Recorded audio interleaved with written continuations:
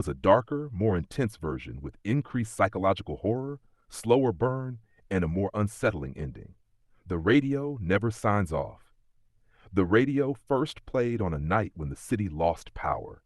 The apartment was pitch black, the kind of dark that presses against your eyes. Daniel lay awake listening to the hum of silence when a click snapped through the room.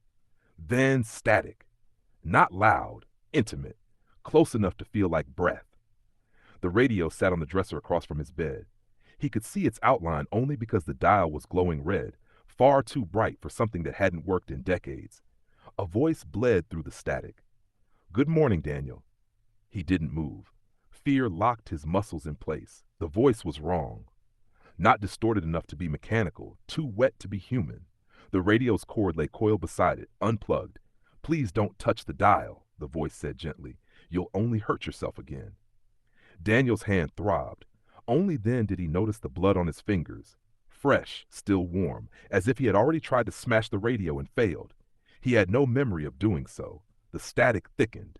Another sound layered beneath it, whispering. Dozens of voices speaking just below hearing, repeating the same phrase in uneven rhythm. "Stay tuned."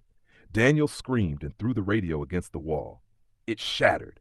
The sound did not stop.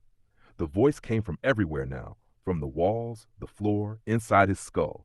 "Breaking news," it announced. "Local man suffers catastrophic injury after ignoring multiple warnings."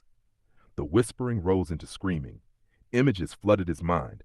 People hunched over radios in dark rooms, faces slack, eyes hollow, mouths moving in sync with the broadcast. Their skin sagged as though something inside had been listening for too long.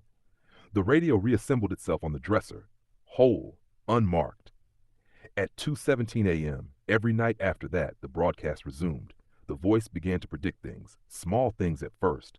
A knock on the neighbor's door, a siren passing 3 streets away, a roach crawling across the ceiling above his bed. Then larger ones. "You won't sleep tonight," the radio said. He didn't. "Your left ear will start bleeding at 2:41. It did. "Tomorrow someone will ask if you've been feeling well." They did.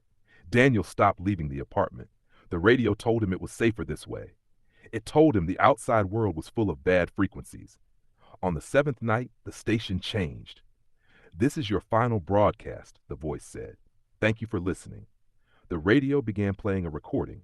Daniel recognized the sound immediately. It was his apartment, recorded live, his breathing, his whimpering, his footsteps as he backed away from the dresser. Then the voice returned, layered over the noise. "Look behind you." Daniel turned. The radio was no longer on the dresser. It was inside his chest, broadcasting. The station has been active ever since. If you ever hear a radio playing where there shouldn't be one, even faintly, even just static, do not listen. It has already found you.